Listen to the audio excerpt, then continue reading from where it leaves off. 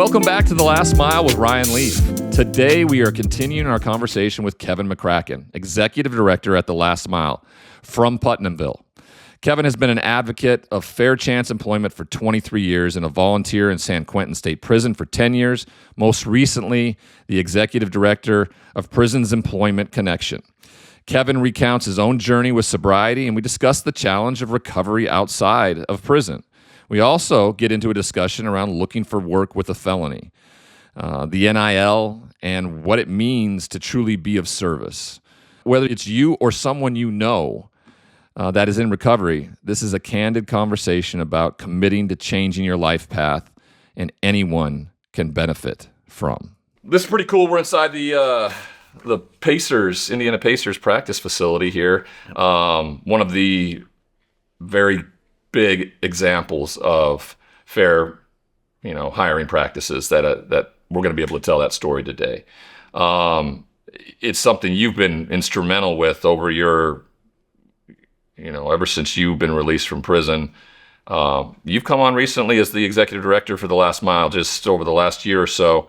I think it would be, very informative for everybody out there to understand kind of what your role is. Where you want to go with it, and what you see The Last Mile becoming. Yeah, well, first, thanks for sitting down.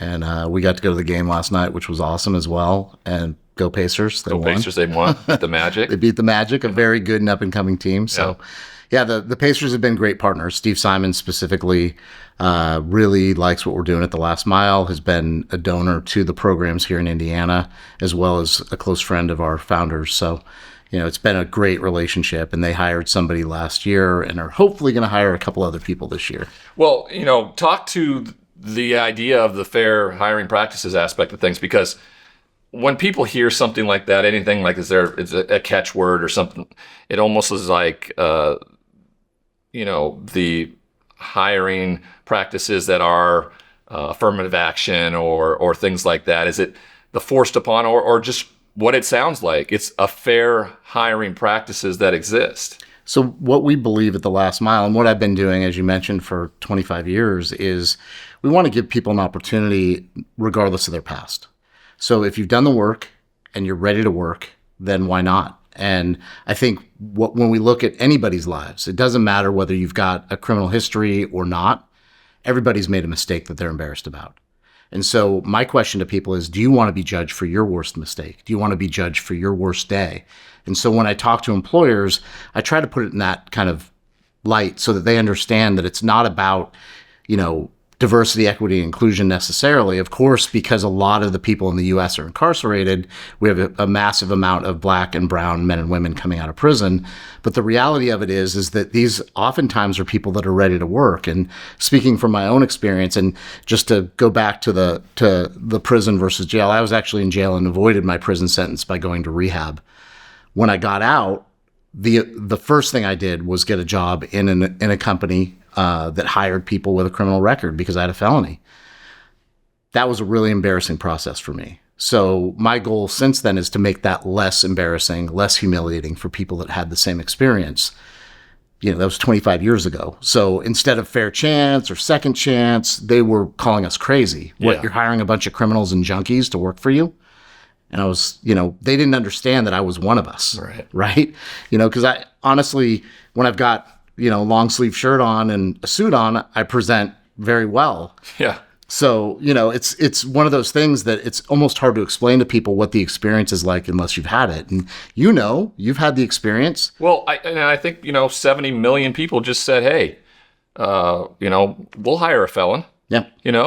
New president of the United States. Right? That's true. Right? That's true. True. This is about as fair hiring practices as you can get, That's right. And, ironically, it's a bipartisan issue. Yeah. So people get, that's a left issue, that's a right issue, and what does that mean? And, there's a recent poll during this election saying that I think 86% of Democrats and almost 80% of Republicans agree that there needs to be criminal justice reform. And most people would agree that we need that money in the economy. Right? I mean, we're missing billions of dollars every year. So I'm not asking employers to say, hey, we're not going to pick the best person for the job.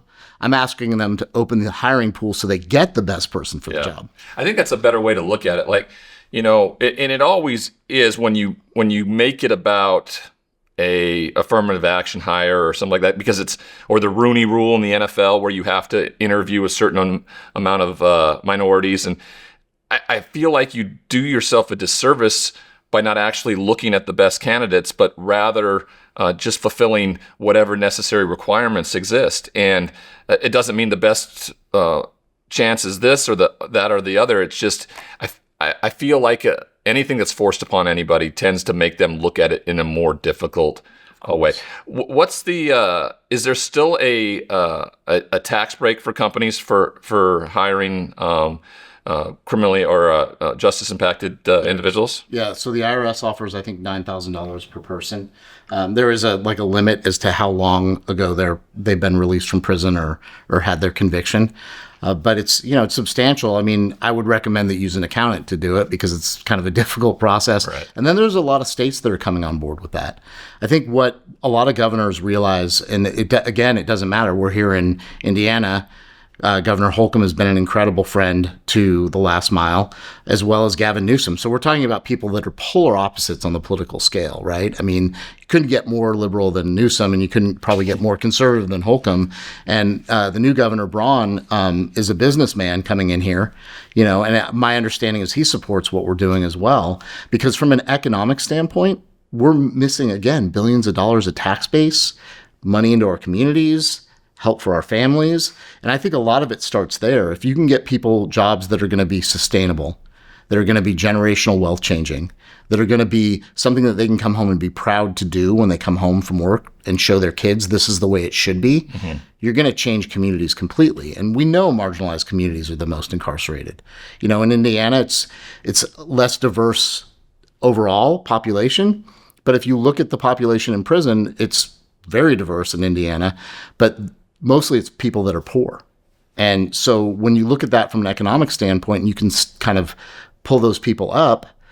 We've got an opportunity to do something really different. And I think when we look at what's going on here, it's a really good example. They're very, very about rehabilitative programming. I've felt that way. I've spent a lot of time in Indiana for whatever reason, Peyton Manning country, yet I've been here probably more than him over the last decade speaking. And I think it speaks to the way that people want to be a part of something bigger than themselves. Speaking of which, how did you become invested in Hear About the Last Mile, and how did it facilitate itself to where you are now the executive director and taking us leading us in the new way? That's a great question. And so as I mentioned, I've been involved in fair chance employment. I just celebrated 26 years of continuous sobriety myself. And when I started working in a screen printing shop. So I learned that trade and I learned how to manage the business. I started a separate business after that has been going on for 15, 16 years now, which is a promotional products company. And what we've been able to do there is essentially create job opportunities for people that are marginalized. With that, it's also become one of the most successful businesses in that industry. So I think their sales right now are about $20 million a year. Over the last 15 years, we've probably had a couple hundred people come in and out of the programming and the work there. So we printed the swag for the last mile. And I met Chris and Bev about a decade ago at an event we held in San Francisco, and we just hit it off. And so we kind of stayed in communication over the years, not as much early on, but over the last few years, we've been talking a lot. And they were looking at a change in leadership at the last mile. So originally I came on as their chief growth officer. So I started building partnerships. I was part of the team that got Billy Edison hired at the Pacers. I work with organizations like Asana, Slack. We've had people hired at Dropbox, some of these bigger tech companies. Right. I also do a lot of the work with our funders now. So it was just kind of a natural progression. They saw the work I was doing. They see how dedicated I am to the last mile. I'm willing to come out here, go to facilities, meet with students. And, Chris wanted to work on his other work, as well as launch social enterprises for the last mile. And he asked me to step in as executive director. And it's been since March. And it's honestly been the best job I've ever had. It's amazing. You know, there's that old quote, you know, if you love what you do, you don't work a day in your life. Yeah. I mean, that's totally true. Yeah. You know, I love this. Well, I think perspective wise, we tend to do that when we, you know, when we leave our jail cell or prison cell. I think there's probably, you're like, I'm not going to spend or waste my time doing something that's going to make me miserable. Yep. I don't care what it looks like. If it makes me purposeful and happy, let's do that. Yeah. You know? Well, and I think early on, you know, I had an interesting relationship with my family over the years because I basically bailed, you know, and I spent a few years on the streets. And when I got clean and sober, I was in a situation where I was destitute. I had nothing, which, you know, you relate to as well. I mean, it was gone. And my parents had done some work on themselves, you know, Al-Anon for my mom. My dad was kind of like going through some transition in his life. And he used to come down and visit me once a week at the rehab, bring me cigarettes because I was smoking then. And that was, you know, that's obviously currency when you're in a situation like that. And we developed over the 20 years that he was alive while I was sober, this really strong relationship. And he was the one that encouraged me around a life of service, you know, beyond all of the 12-step work I've done. Right. And just saying, you know, there's something out there for you. Like if you continue to do the work you're doing on yourself and for others, you're going to find that thing that really hits that spot of fulfillment. And here I am. You know, it took longer than I probably would have liked. Oh, it always does. But, you know, the road is... If it was on our parents' timeline, it would have been years and years and years before, right? The road here has been amazing, you know, and it hasn't always been great. No. But it has been amazing. It's been an adventure. You know, I've made great money. I've been poor again. I've been in debt. You know, I've had 2 marriages that didn't last. But the fact of the matter is I'm probably the happiest I've ever been in my life. We're making lemonade over here, bitches. Trying to. You know, we're making chicken salad. You know? And you know probably better than most how this goes. I mean, I have a hometown too, you know, and I wasn't very nice to it. So I had a lot of cleanup to do there. I had a lot of cleanup to do with old friends. You know, I had money I owed people. I had, you know, to go make all those apologies, whether it was restitution or emotional. You know, and sometimes people say "F you." No, I've got that one. Yep. I remember going to the home of, I think, the last house I had stolen from, and I, you know, went and made amends. And I get a call from my PO and says, "You cannot go to former victims' homes." And I'm like, "Well, I just apologized. Like, I don't care. You can't do that." And I'm like, all right. They did not like that. Yeah.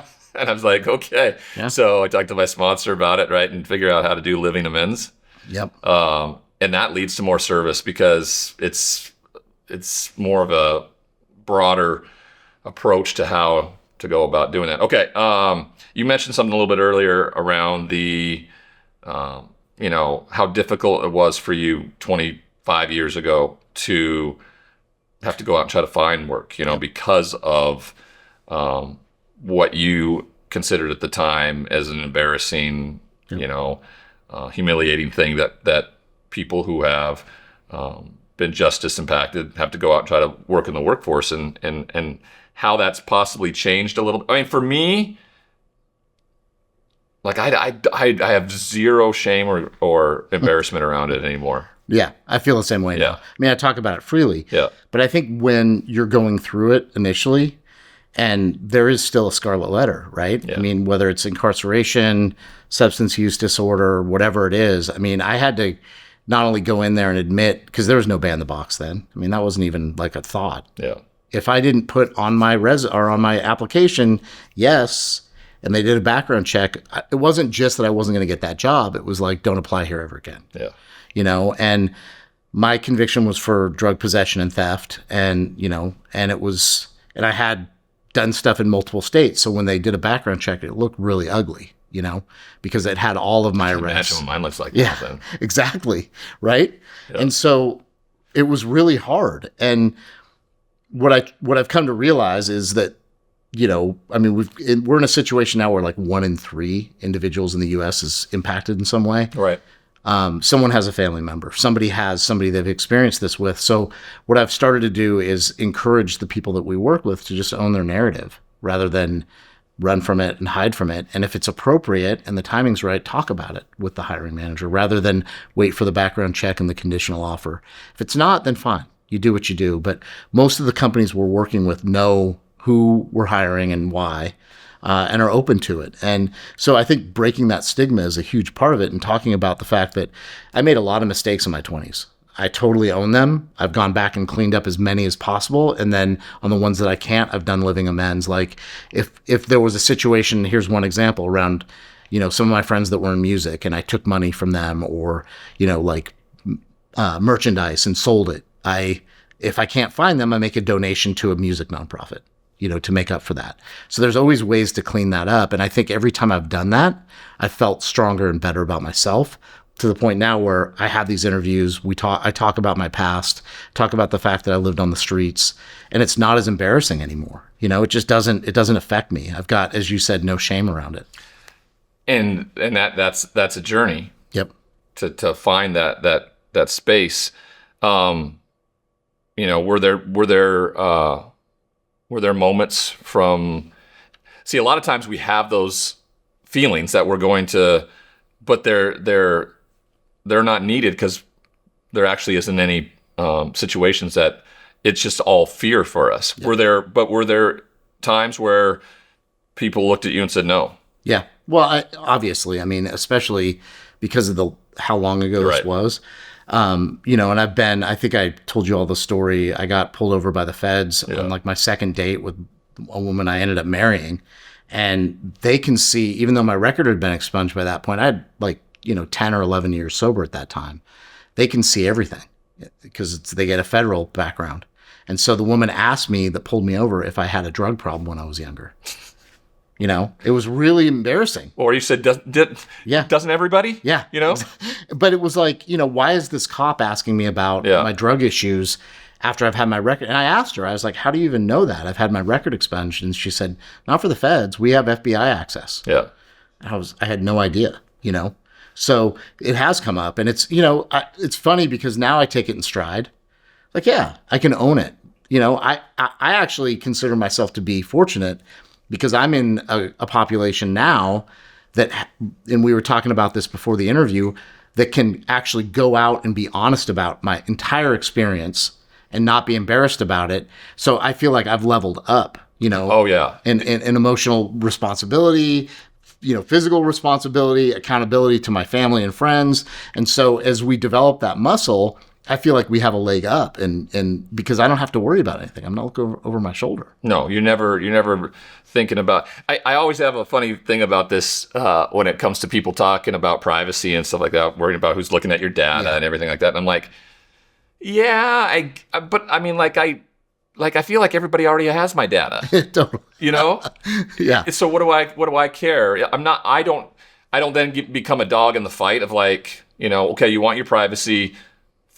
Fine. I'm not going to fight over whether we should have it or not. Yep. For me, I just don't care. If you want to look at my search history and if you want to look at who I'm calling, or you want to GPS me and know where I'm at all times. Yep. My wife does that. She has a find a phone on me. She knows where I'm at all the time. It's almost like I have the feds after me every single day, but in a good way, Yeah. And so there is a real freedom that comes with that, owning your stuff, being accountable to it, and then not allowing. I do think that's a lot of work, though. You have to be able to like yourself. You can't get past those things and be, if you can't look at yourself in the mirror, you're certainly not going to be able to, not be embarrassed when you have to go through that process because it already embarrasses you now. Well, and I still get that feeling sometimes, like I shouldn't be here. Right. And I have a staff card for the California Department of Corrections and Rehabilitation. How is that even possible? Yeah. And so I can walk into any facility in California, show them my card, and go to where I need to go without any escort, which is bonkers. I still, when I go into San Quentin, which is 15 minutes from my house, get a little bit of that, Yeah. And it does take a little bit of a toll on me, mentally. Oh no, it does. Yesterday for me, last night I was exhausted. Yep. This is all positive things for me, but it's still emotionally draining, and then whatever things you think you might have going on, like the sound of the door closing and the buzzing and the razor wire. Like, I'm just, Yeah. you know, the coolest thing about going into prisons now is that I get to leave the same day. That's right. You know, That's right. but I'm always still looking around, going, "Oh, they're going to keep me here. I know they're going to keep. They're not going to strip search you. They're going to keep me here. I know they're going to keep me here." Well, so going back to the comments about the last mile, so this is a good segue. So what do we envision? We envision a world where people aren't necessarily held to their worst day. Yeah.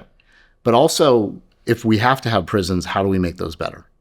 And so one of the things we're doing is we're partnering with organizations to do what's called joint ventures inside prisons. NBCUniversal is a great example. We have 3 project management jobs in the California Institution for Women that we're launching. They're in process of launching right now, that will pay those women $22 an hour for their work, which is commensurate with what you would make in the zip code in Chino as a project manager. How is the DOC going to like that? Well, they're okay with it because it's through a different company. Well, no, they're the employer of record, but it's through California Prison Industry Authority. So they're part of the... Because one of the biggest things I don't think a lot of people know about prisons and for-profit prisons is that they build their own workforce. They do. And they pay what people would think is like, well, I'm assuming you probably would have to pay. No, they pay like cents on the dollar. Yes. I think I mopped up like a couple hallways and stuff like that for like 8 cents a day. Yeah. That's, that has become the norm. Unfortunately, in California, we had an opportunity this last week to actually remove, forced servitude in prisons, and California voted to keep it, which, people want to talk about how left-leaning California is. As far as the prison system, not so much. No. We're a very punitive state. We have been for a long time. We still have 3 strikes laws in effect, and also on the other end of that, we had the opportunity to not pass more serious punishment for drug crimes and things like shoplifting. That passed. So we're going to have stronger sentencing again on those crimes, and forced, work inside prisons basically forever in California. So, there's opportunity here to make a change in the way that we're going to do it. Okay, if you're forced to work, let's have you in a program that's going to pay you. And they do a 5-way split. So it's not like, to be clear, so people understand this, those residents have to pay to room and board. They have to either pay restitution or to victim services, depending on whether they have restitution or not. Their family gets a percentage of the money. Then they have a trust account for when they get home, and then they get a small amount for commissary. So it's actually like teaching them as well, like fiscal responsibility, because they have to actually pay for their room and board at that point. So it's not like they're just getting free and clear $22 an hour. Well, that's always the biggest thing working with people who have been incarcerated for some time.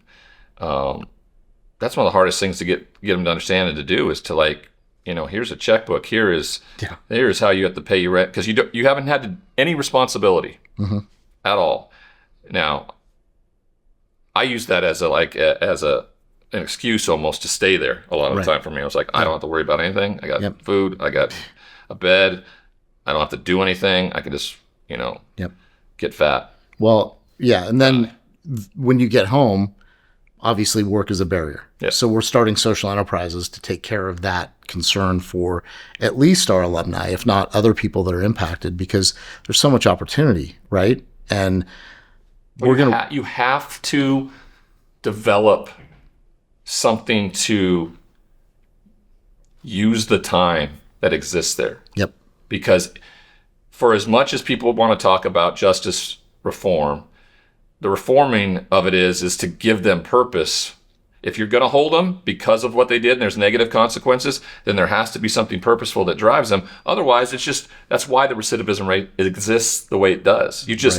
You go out and you go, I try to do it the right way, but I can't provide for my family. I can't do everything like that. And so I go back to doing what can make us money. And if it gets me caught, it's not a deterrent. I got the things I need in there. I don't have to do anything else. No responsibility. Well, and I think that's part of the looking at it the wrong way, right? Is where we've kind of fallen into that as a society. Like there's like I think 40,000 rules and laws around post supervision in California. And one of them is having a job, and so if we can provide jobs that are actually going to keep people from feeling like they need to go back to a lifestyle that's going to be negative, that is a really good path to do so, right? The idea of changing the world, I think, anybody who goes into nonprofit work, and when I talk to guys, especially yesterday even, talking to the students in the last mile there in the Indiana Department of Correction, when I said to them, like, you guys can actually go out and do this, and you guys actually can have a hand in saving other people's lives, you always are looking at their faces to recognize whether belief, right, or even disbelief, but most of it is usually disbelief. They're like, no, how is that even possible? Totally.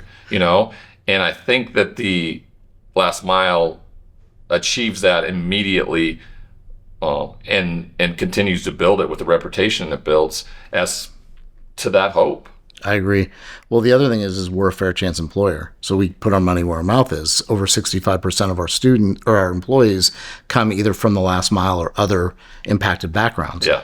And I want to grow that. I want it to be 75% by the end of 2025. Well, I tell the guys too, we have the best, because guess what? We're going to go into the workforce where the people that are hiring us were exactly in our shoes. Yep. If you are a substance use, dealing with a substance use disorder, and you go to work most likely in some kind of field like that, like I did, like I didn't have a problem checking the, felon box. Yeah, exactly. Because I know the guy hiring me checked it many times too, right?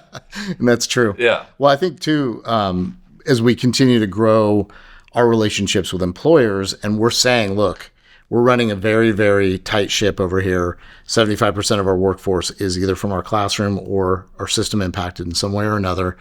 We're doing it. Here's our successes. And I think the national average is like 61% recidivism within the first 5 years. The last mile is at like 4, so what we're doing absolutely works. I mean, it's unmistakable. People love that number. But I think more importantly is that we're like in Indiana, the director, or I think she's the assistant director of rehabilitative programming, came and interviewed yesterday. Yeah. And we were in the hallway, and she pulled their most recent report from the last mile. And I think it was like 87% of our former students in Indiana are employed right now. That number is insane. I mean, we're talking about unemployment rates for returned citizens that are somewhere between 27 and 30%, generally speaking, sometimes more depending on the state. So the fact that we're at such a high level of employment, not all of them are in tech, not all of them are in audio video production, obviously. No, but I think the pathway. It is the pathway. And, and it gives people the opportunity to not just learn a skill, but learn how to work together. And as you've walked prison yards, and we're going to go to some in California pretty soon. When you're on the yard, you see all of the everyone. Well, yeah, and you see races like grouping up, right? Yeah. Like if you walk the yard at San Quentin, for example, which is like San Quentin Rehabilitation Center now, you'll see all of the black residents with the black residents. You'll see all the Asian residents with the Asian residents. You'll see all the whites with the whites. You'll see the last miles with the last miles. But when you walk into our classroom, it's there's none of that. Yeah. There's no politics That's in our society. classroom. Yep. Right. And that's what you're going to have to work with when you get home. Mm-hmm. So the more that we can build that experience for our students, the better. And so we're going to continue to add partnerships. The other piece that we're really looking at is apprenticeships. So only, I think, like 3% of the population has been through a certified apprenticeship program. And in Europe, I think it's like 60%. It works really well. And it's a full-time, full-paying job, but you get offsets for like relevant instruction and continued education and, tax breaks, so that you can bring someone in and train them for like 18 months to 2 years and get subsidies for some of the training purposes. And then they know the culture of the business. They know exactly what their job is. They probably exceeded expectations at that point because they're getting additional training. And so we're really digging into that as a kind of the next frontier for the last mile. My brother did that. Yeah. Because he went into it, and they're usually the apprenticeships in the United States are based around like unique, maybe kind of like niche businesses. And his they were making, very high end, like bowler hats for, Pharrell and people like that, and so he gets in as an apprentice and as a hat maker. That's amazing. And so, So fun. yeah, and he does a great job. He did a great job at it. So, before we get you out of here, speak to Billy. What Indiana and the Indiana Pacers have been able to do, and it really, as maybe a bit of a test balloon, has become like the, the hot air balloon now that carries it all. Right. I mean, I think if we look at the Pacers and we look at Steve's commitment to what we're doing and the team here, and you're going to get to talk to some pretty amazing people over the next couple hours, obviously. I mean, it is what I would consider sort of a North Star of how we do this, right? They took the time to go through the interview process the way they normally would. Billy had a ton of support on the last mile side, getting her prepped for those interviews. They found a position for her that suited not only her technical background, but her kind of aptitude. She's been in that position for quite a few months now, I think almost a year, and has exceeded expectations from both a work standpoint and sort of how she's helped develop the culture in here. Game night used to be something that people dreaded the assignment for. And now, we met some of her team. They're all excited. They're like having fun. And, and I think putting someone in that's excited about their job, which she is, lifelong Pacers fan, I think grateful. And grateful for her job, obviously. She's really helped change the culture in her department, from a really positive, standpoint, not like changing the culture negatively. I was talking to a couple of the ushers that ran the elevators last night when I was leaving. Yep. And I mentioned that we were here, right. And both of them had just absolutely glowing conversation with me about that. I mean, I love that it's not like some sort of jealousy thing. Like they shouldn't, why are we giving somebody a job that the fact that there's second, third, that's what this country's been built on. Right. I mean, hell, people always talk about that with me and I go, man, this is like my 50th chance. Yeah, totally. Bro. All right. So let's, this is the greatest country in America because if my ass can do this after everything that I've done, then this is a place that's meant for that. Yeah. And I think that the NBA, and their efforts around this, we can be an example of how this can really work because we continue to support. Like we thought Billy was going to get a different job. We got her like the schematics of that job and how to operate that app before she did the interviews, So it's that kind of stuff where we can be also really agile with potential employees and employers and do the additional training. And we have access to a lot of free training. So, I want people to come in prepared. I want people to come in ready to work, but I also want them to be sort of the shining example of how we do this. It's not a charitable thing here. We want you to hire the best person that we can possibly find for you to do the job that you want them to do. Yep. And that's the coolest thing about it. Like I've become incredibly good at what I do, and what makes it even more rewarding is like when I go into it, like my resume goes to the bottom of the pile. Right. Like somebody at a national network goes, you know what? Ryan's had a tough go of it for a while. Let's put him on our national broadcast where we have sponsors everywhere, where we need the biggest ratings. Yep. They're not going to do that. Why? It wouldn't benefit them to do that unless I'm incredibly good at it. Yep. And so you make yourself indispensable regardless of baggage or anchor you wear. Yep. Yeah. Well, and, a great example for us as a company and our employment practices is our vice president of programs, Molly Kelly, went through the program at IWP. Yeah. So at the Indiana Women's Prison, she went through the last mile. She learned how to code, as we say, without the internet. She came out and is now the vice president of programs for the last mile and is doing a stellar job. I mean, I can't imagine having anyone else in that position. You can't. And the gratitude that exists around it, I think that's the biggest thing. Like when Chris and you, thought to add me as the host of the radio show and as an ambassador, like, there's a lot of gratitude with that, knowing that what I'm doing has an impact and you believing in that. Yeah. When you have somebody that believes in you, I think that's the biggest part of anything, with the hope and the belief in something, because you never want to be given anything for sympathy reasons. You want to be given it to you because you're good at it. Well, I mean, I'll just give you the story of Chris in my conversation since we're talking about it. So you and I had the great honor to go into the Montana State Prison where you served time. And I get emotional when I go to Montana because my family's from there too. And it's a big deal for me. I've had cousin, at least one, in that prison. Yeah. You know, I also have cousins and uncles that are cops, right? And that's kind of like the story of my family. Like the story of Montana. Exactly.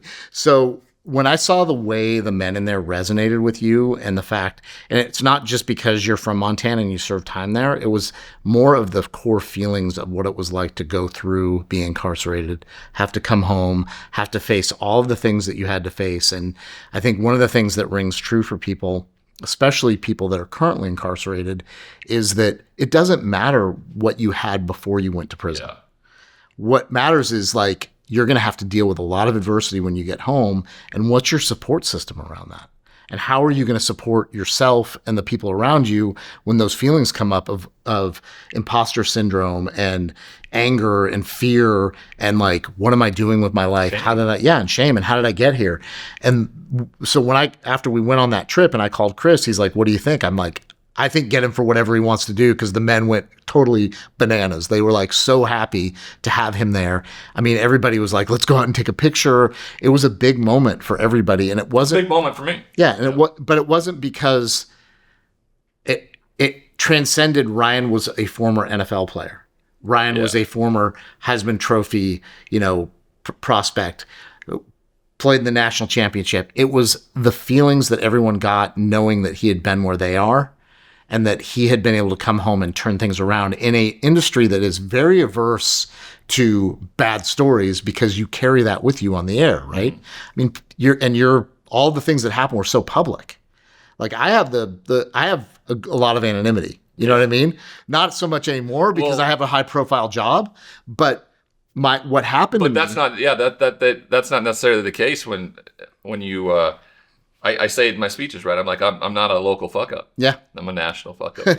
That's right. Everybody sees it. But the thing that I think resonated the most for me, and as somebody that's a person in recovery that has, and I believe in abstinence. I think for me, it's been the best path. I don't play, because I know where I go, and I'm not a good person when I'm drinking, especially. And then drugs come in soon after. I think the fact that you owned all of the things that happened in front of that group of people, which included the warden, the Department of Corrections, the director of the Department of Corrections was there with us, right? I mean, we had a full house. Yeah. And because people were like, oh my God, this guy has been blasted by his hometown, and here he is. So when Chris and I had that conversation, I was like, all of the shit and the problems and the mistakes were all transcended by the fact that Ryan was standing there in front of these men who desperately need hope, talking about owning his own issues and his own mistakes and moving on with his life in an area, and really an industry that is not very forgiving. No. And so I think, and living in a public lifestyle where people online and social media, they just want to. What happened? Want to hold on to all the things. What happened yesterday on Twitter? Yeah, I mean, this guy just is like after me about being all the identifiers that people like to go with, and and I said it to you earlier, like I'm just like, hey man, like this really seems like it's a you problem, We making lemonade over here, bitches. All right, that's what we're doing, and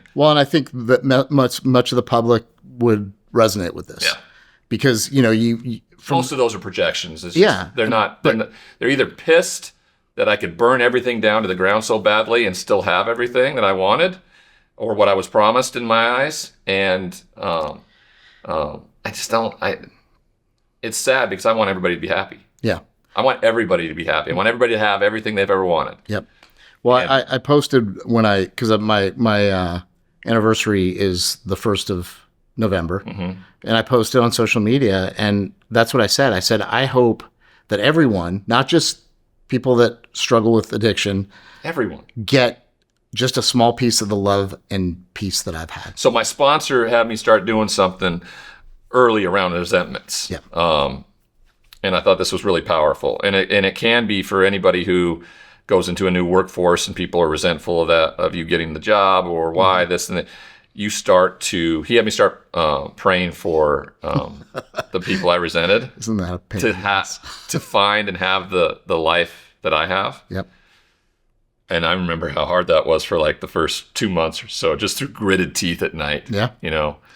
Yep. But it's worked because guess what? Now I just, it's almost the, bless your heart. I mean, look at what happened nationally the last few days. People are looking for something different. Regardless of how that looked. I'm not talking about, I'm not going to get into the politics of it because I can't for obvious reasons. But look at what they want something to change. Yeah. And really what they're looking for is hope. I would argue that this is going to be what every 4 years looks like, to be honest with you. For a long time. For a long time. Yep. People are not going to be resolute with where you're at, and because, listen, frankly, over the last 8 years, nothing's been different for me. No. I've gone about my business. I've been about my family and working. The economy's been what it's been, which has been great under both administrations. This is more about feeling seen and feeling heard. Yep. And that's the biggest thing when you are a marginalized society. And we walk into those marginalized societies all the time. Yep. And what they want to be is heard and seen. And I can't tell you enough yesterday with having listened to the pre-interview stuff that Chris did with a few of those students, how far it went for them to know that I prepared, read about it, listened to their conversations beforehand. Huge. It's huge. You just know that people are invested then. And they're just looking for a semblance of someone to believe in them because seemingly it feels like no one has, no one does, or no one may ever again because of a choice that they made. Right. Yeah, and I think that's the bottom line is for us, we need to listen. Yeah. And that's why I hire so many of our graduates too, because they're in the closest proximity to the changes we need to make in the classroom. When I walk in, I usually talk to the whoever our classroom facilitator is first to gauge the temperature of the classroom. And then I figure out who's having issues and chat with them because being heard is such a huge thing. And people don't listen anymore. No. They wait for their next chance to speak. My damn kid right now, he's watching TV. TV does that. Like distractions do that. Yeah. Like he'll just be like, and I'll be like, what did I just say? And he just goes, Yep. And I tried my hardest because I was bad at that. I was bad at meeting people and getting their names, first off. Yep. I'm still bad at that. I have to be better at that. But one of the biggest things I do now is when people, like, they meet me, they're like, oh, Ryan, so nice to meet you, Ryan. And then I always go, what's your name? Yeah. Because they forget to tell me. Yeah. Because they just, this, that, and the other. And I started doing that post-prison. And I can't tell you how much is it impacted in meeting people and interacting with people. It goes a long, long way. It does. People love the sound of their name. It's a fact. Yeah. And it makes them feel seen. Yep. All righty. We're going to get on here to the stars of the show. You and I are filler. Yeah. We're the kind of the people that to facilitate the stars. Yep. But thank you for the opportunity. Yeah. Thank you for sitting down, and I know you're really excited about this job, so we're excited to have you. I love it. You too. Yes, sir.